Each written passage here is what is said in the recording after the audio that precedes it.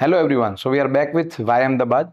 Today with us we have a very young and dynamic entrepreneur who's also a director of True Value Nirman Construction and Luxury Real Estate, Residential and Commercial Group based out of Ahmedabad, and also a founder of a startup, The Address Co-working Space, spread across 3 states and 5 cities, and also a co-founder of Disruptium, who helps each and every startup from 0 to 1, and also a board member and a member of Corporate Connections, Credai, and EO, and has also been featured in Forbes, Times of India, Realty Plus, and many more. Yes, it's none other than Mr. Yash Shah from True Value Group. Hello, how are you, sir? I'm very well, thank you, and તમારો ખૂબ ખૂબ આભાર for having me over here. This concept is, જેમ મેં તમને કીધું એમ, will talk something in depth for Ahmedabad. Sure. So yes, obviously my first question is why Ahmedabad? As far as we talk about real estate investment and everything, so why Ahmedabad? આપણે વિચાર કરીએ તો આપણા western રિજનની અંદર, ગુજરાતના west રિજનની અંદર Ahmedabad has turned out to be a capital, correct? Capital in terms of not just like real estate જે સારું બની રહ્યું છે, but in terms of everything એક ઓલરાઉન્ડ 360 ડેવલપમેન્ટ જે આ સિટીએ જોયું છે. અને આ સિટી આ ડેવલપમેન્ટ મારા ખ્યાલથી છેલ્લા 50 વર્ષમાં જોયું છે, અને it's only grown ever since. આજે તમે કોઈ બી ઇન્ડસ્ટ્રી, કોઈ બી સેક્ટરની વાત કરો, તમે કેમિકલની વાત કરો, મેન્યુફેક્ચરિંગની વાત કરો, ટેક્સટાઇલની વાત કરો, રિયલ એસ્ટેટની વાત કરો, અમદાવાદ પાસે બધું જ છે. છેલ્લા 10 વર્ષની અંદર આપણે લોકો સર્વિસ સેક્ટરની અને આઈટી સેક્ટરની વાત કરીએ તો we have seen more than 300% increase for the same. આજે આપણે લોકો એક સિટીના બારેમાં જ્યારે વાત કરતા હોઈએ ત્યારે આપણે સૌથી ઇમ્પોર્ટન્ટ વાત કરીએ છીએ માઇગ્રેશનની. હું તમને વાત કરું તો આપણે લોકોએ છેલ્લા 5 વર્ષની અંદર નહીં મેજરલી 20 લાખ લોકોનું તો ખાલી અહીંયા માઇગ્રેશન જોયું હશે. અને એ જ આપણને સ્ટ્રોંગલી કહે છે કે સર્વિસ સેક્ટર અહીંયાનું કેટલું મોટું છે અને કેટલું સારી રીતના વધી રહ્યું છે. અને this has been a testament of Ahmedabad in itself. અમદાવાદના લોકોની જે ધગશ છે, આપણા ગુજરાતના લોકોની જે ધગશ છે, એને આ સિટીને હેલ્પ કરવામાં ગ્રો કર્યું છે. મોર દેન દેટ, કેટલા બધા અમદાવાદીઓ are spread across the world. એ લોકોના માટે બી અમદાવાદનો ગ્રોથ જોઈને અહીંયા આગળ ઇન્વેસ્ટમેન્ટ કરવાની એ લોકોની બી ધગશ અને એ લોકોની બી ઈચ્છા ઘણી વધારે છે, કરેક્ટ? એટલે અમદાવાદે જે રીતના over the span of time grow કર્યું છે, જે રીતના અહીંયાના આપણા દરેકે દરેક સેક્ટર વધ્યું છે, અને એ જ રીતના સાથે ઇન્ફ્રાસ્ટ્રક્ચરે અને ગવર્મેન્ટે એને હેલ્પ આપેલી છે. Ahmedabad has come out to be the topmost city of this country, if not just this state, is what I'd like to say. Okay. And I think that is one of the major reasons why Ahmedabad. Okay. It was a great insight, Yash Bhai. Yes, Yash Bhai. So my next question is, what are your views on infra development of Ahmedabad? Be it government, be it private? I think that the infrastructure development over here is absolutely fantastic. નહીં છેલ્લા 5 વર્ષની વાત કરું, ચારે region અમદાવાદના ભેગા કરીને, તો there has been more than 5 crore square feet of development which has happened, correct?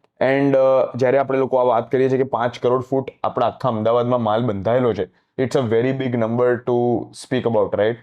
આપણે એવરેજ ઉપર કહીએ છીએ કે વર્ષે 1 કરોડ ફૂટ માલ બંધાય છે, અને this is the bare minimum. અને આજે જેટલા પણ લોકો અમદાવાદ આવે છે એના અહીંયાના આર્કિટેક્ચરથી, અહીંયાના ડેવલપમેન્ટથી એકદમ ખુશ થાય છે, કરેક્ટ?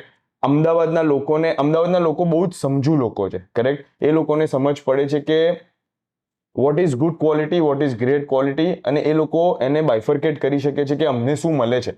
આજે કોઈ પણ માણસ પોતાનું ઘર, દુકાન, ઓફિસ કંઈ પણ લેવા જતો હોય એ એવું વિચારે છે કે મને શું મળે છે, કરેક્ટ? અને જ્યારે આપણે આટલા બધા માલ ખપવાની વાત કરીએ છીએ ત્યારે અગર ઇન્ફ્રાસ્ટ્રક્ચર આપણા લોકોના પાસે સારું ના હોય તો આ ખપી નથી શકતું. અહીંયા આગળ આટલું બધું ડેવલપમેન્ટ થઈ નથી શકતું. એટલે આઈ થિંક દેટ ઓટોમેટિકલી જ આપણને જાણવા મળે છે કે આપણું ઇન્ફ્રાસ્ટ્રક્ચર ડેવલપમેન્ટ કેટલું આગળ છે, અને આપણને કેમ લોકો ટિયર 2 થી ટિયર 1માં મોકલવા માંગે છે, આપણે કેમ ટિયર 1 સિટીઝની, મેટ્રો સિટીઝની જોડે લોકો આપણને કમ્પેર કરે છે, is because of the great infrastructure that we've been able to build over the last couple of years. Yes, so then Yashbhai, I'd like to talk and I would like to have your views on the upcoming and or completed mega projects of Ahmedabad. હું પહેલા અપકમિંગની વાત એટલા માટે કરવા માંગુ છું કારણ કે અત્યારના અમદાવાદની અંદર એક એક વાવાઝોડું છે અને બહુ જ મોટું વાવાઝોડું છે. અમે એવું કહી શકીએ કે સિંધુ ભવન, બોડકદેવ, બોપલ આંબલી અને એસજી હાઈવે, આ ચાર એટલે મેઇન હાઈવે અને એના 3 મેઇન રોડ પર આવનારા 5 વર્ષની અંદર હાઈ એન્ડ રિયલ એસ્ટેટની અંદર 3 થી 3,500 ફ્લેટ આવે છે. Okay. એટલે અમદાવાદનું માર્કેટ આપણે જ્યારે 3,500 ફ્લેટની વાત કરીએ ત્યારે આ નહીં 15,000 કરોડ રૂપિયાનો માલ થયો. એટલે on an average $2 billion is what we are foreseeing in the next 5 years, and that is a very big number, correct? એટલે આપણે લોકો જ્યારે અપકમિંગ પ્રોજેક્ટ્સની વાત કરીએ ત્યારે we have a pipeline of almost this. આની અંદર આપણે લોકો આવનારા પ્રોજેક્ટ્સ આજે જે હજુ અનાઉન્સ નથી થયા એની વાત નથી કરતા, પણ over again the last 5 to 7 years this market was not as big. આપણે લોકો એવું કહી શકીએ કે આ માર્કેટ આનાથી 10 થી 15% હતું અને પોસ્ટ કોવિડ જ્યારે લોકોના માટે ઘર અને એની લક્ઝરી એક બહુ જ મોટી રિક્વાયરમેન્ટ થઈ ગઈ ત્યારે એમ કહેવાય ને કે આપણે અહીંયા રાફડો ફાટ્યો છે એવી રીતની સો that is exactly what has happened in the Ahmedabad market for upcoming mega projects, correct? અને કમર્શિયલની વાત કરતા commercial has also been doing very well. There are 3 projects which have come down. There are 3 to 5 projects which have come on the main SG highway.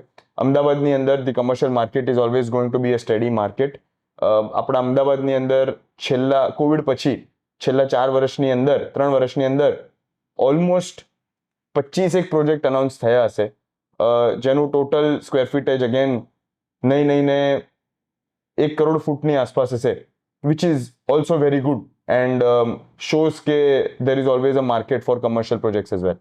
So આપણે ઘણી બધી જગ્યાએ સાંભળ્યું હોય gift હમણાં પીએમ સાહેબ આપણા મોદી સાહેબ જ્યારે યુએસ ગયા હતા ત્યારે પણ ત્યાં ગિફ્ટની ચર્ચા હતી. So as GIFT is a part of Ahmedabad and Gandhinagar, so I'd like to have your views and your personal insights on gift.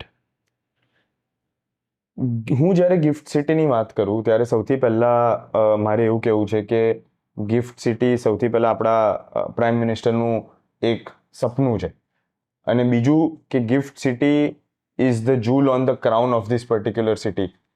Gift City જ્યારે બનશે અને જ્યારે આખું પૂરેપૂરું ડેવલપ થઈ જશે in the years to come, ત્યારે અમદાવાદ અને ગાંધીનગર અને મારા હિસાબથી આખું ગુજરાત ના માટે it will be like a moment of pride.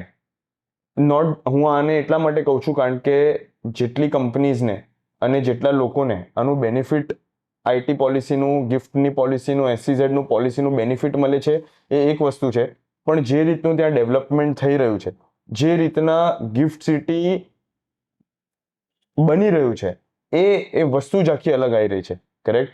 અને with the time to follow and the time to come, it is just going to be something which is too beautiful and again is going to be a matter of pride for the whole city and the state. So that is what I foresee as far as gift is concerned. And adding on, I believe ke in the next 5 years gift city will come out to be one of the best campuses of India, okay, if not the world. Great. મેં જેટલા લોકો પાસેથી એમાં personal ઇનસાઇટ્સ જેટલા developer પાસેથી અમદાવાદના specially developers પાસેથી લીધા ને તો એમાં બધાની વાત કંઈક ને કંઈક અલગ છે ગિફ્ટ માટે. સો yes, viewers also can get a great insight for gift from every one of you. Yes. So how is the commercial real estate market of Ahmedabad? Commercial real estate market of Ahmedabad is steady.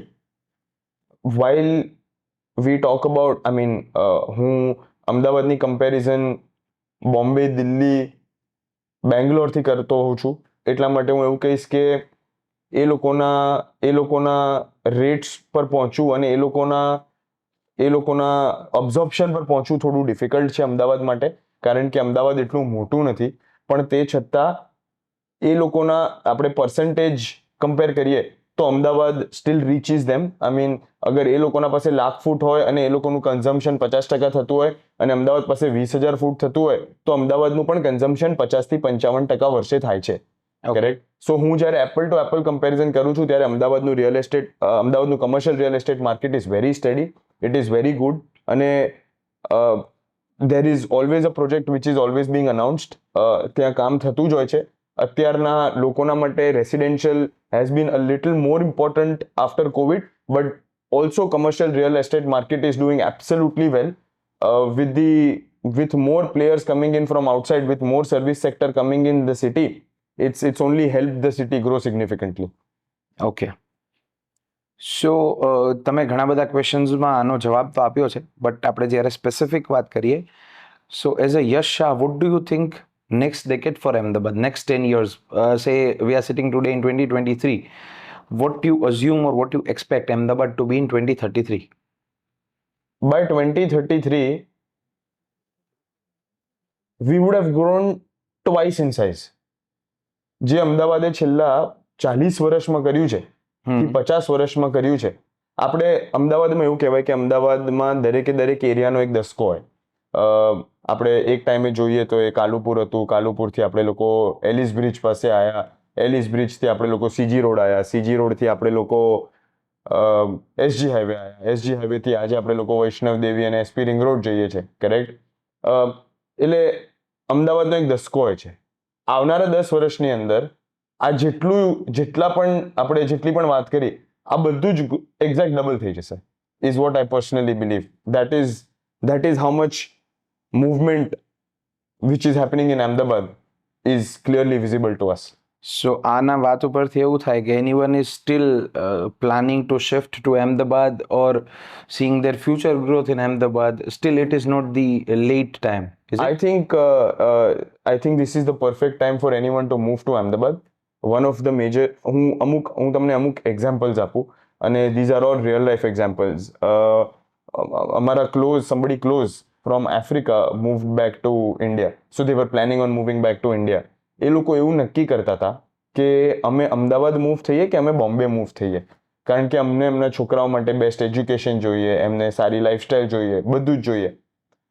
એ લોકોએ બંને વસ્તુ compare કરી અને એ લોકોના માટે it was just a matter of one day to decide કે we will move to Ahmedabad after looking at what has happen to this city over the last few years. So this is just a small example. આજે અહીંયાની જે રીતની lifestyle છે, it keeps people at peace. There is something in it for everyone, correct? And this is what has been the motto of Ahmedabad since a very long time, and that is what really drives people to move to Ahmedabad. And I would always say that with the amount of growth that we are foreseeing for this particular city, it's a no-brainer for anyone to move over here and be a part of the growth story of Ahmedabad.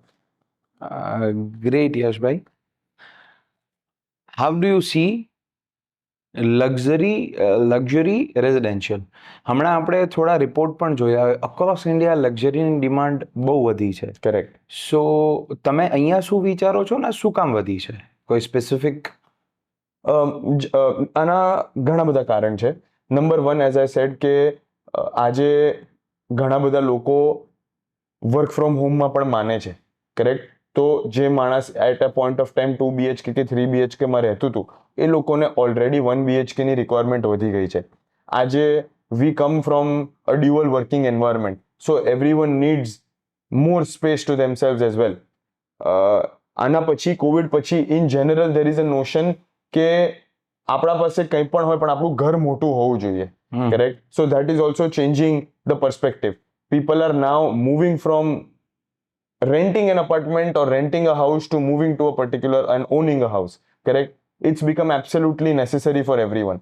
More so, let's talk about the projects like bullet train. Correct. The development of riverfront. Ana pachi, there is a whole different vibe and whole different culture which is being developed. So why will people not like to have a bigger house where they can actually enjoy lifestyle? So these are a couple of points which are pointing towards the luxury segment, right? And today આપણે એક વસ્તુ જોઈએ તો માણસની પર capita income આજથી 10 વર્ષ પહેલા જે હતી વર્સિસ જે આજે છે એમાં સિગ્નિફિકન્ટ ગ્રોથ છે, અને significant growth all over India છે. કરેક્ટ? જે માણસ at a point of time 5 lakh કે 10 લાખ રૂપિયામાં ખુશ હતા એ લોકો આજે આરામથી 50 થી 70 લાખ રૂપિયા કમાય છે because of the extraordinary growth India has seen over the last 10 years. So these are a couple of points which are extremely helpful for a city's growth, for a city's development, as well as for a country's development. And once તમે જ્યારે તમારું earning વધે છે, of course your spend as well as your spending capabilities increase. આજે India used to be a saving economy, but today India is not just a saving economy. There are multiple classes, multiple masses living in India. So people, especially millennials, Gen Z, like to invest, like to spend, correct? And this is what has also driven growth into luxury real estate, commercial or residential, but of course more residential, because ઘર પહેલી priority હોય છે before anything else. Anything else, true. So, thank you, Yash bhai. It was awesome insights on Ahmedabad. Thank you. Now there are bit questions that will be your personal questions. So obviously this always has been my major part into interviews, because I would like to listen your personal things. Sure. So your career and life. My career started a little too early. મને નક્કી, so I was told કે yes, you have to do chartered accountancy, and I was very much against that because મને accounting એટલું બધું ગમતું નહોતું. મને maths બહુ ગમતું હતું પણ મને અકાઉન્ટ્સ નહોતું ગમતું. સો 11th સ્ટાન્ડર્ડમાં હું જ્યારે આવ્યો ત્યારે મને ચાર્ટર્ડ અકાઉન્ટન્સીની બુક્સ આપવામાં આવી હતી અને કીધું હતું કે તને આ ભણવાનું છે, અને મારું નક્કી હતું કે કંઈ પણ થઈ જાય, I am not going to be studying chartered accountancy. So ધીરે ધીરે 11મા અને 12મામાં I started going to sites, seeing કે આ શું છે, કેવી રીતનું છે, અને how does a project come out really, correct? I was very happy with it. હું બહાર જઈને ફાઇનાન્સ ભણ્યો. ફાઇનાન્સ ભણતો હતો એના પછી હું સિંગાપોરમાં રિયલ એસ્ટેટ સેક્ટરમાં જોબ કરતો હતો, અને ત્યાં આગળ ઘણું બધું રિયલ એસ્ટેટના બારેમાં શીખવા મળ્યું. અને હું જ્યારે અહીંયા પાછો આવ્યો ત્યારે મેં કનેક્ટ કર્યું અને મેં જોયું કે હું કેવી રીતના આને ઇન્કલ્કેટ કરીને I can help my company as well as this city grow. And that's just been the exact story. So my career started really from seeing to studying something else to doing something else into the field of real estate and really implementing it into the field of real estate. And as we speak, I mean, we are coming up with 5 more projects, and that's where we are. Great. Yeah. As you have traveled a lot, what is the one thing that you have learned? The value of money. So I think that is something that I would like to highlight the most in the process of traveling quite a lot. આપણે in general ગુજરાતીઓની વાત કરું તો આપણે શું કે ઘરે હોઈએ તો પૈસા એક રીતના ખિસ્સામાં રાખીએ અને બહાર હોઈએ તો પૈસા બીજી રીતના રાખીએ. તમે જ્યારે બહાર વધારે ટાઈમ રહો ને ત્યારે તમે ઊંધા થઈ જાઓ, ત્યારે તમે બહાર ખિસ્સામાં પૈસા કેવી રીતના વધારે રાખીએ એવું વિચારતા કરતા થઈ જાઓ. કરેક્ટ?